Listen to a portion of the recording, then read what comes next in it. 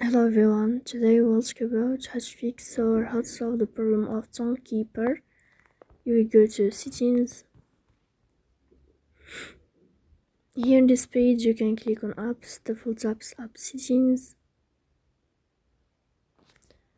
On above you can search about Tonkeeper and you will enter. Then you can click on first stop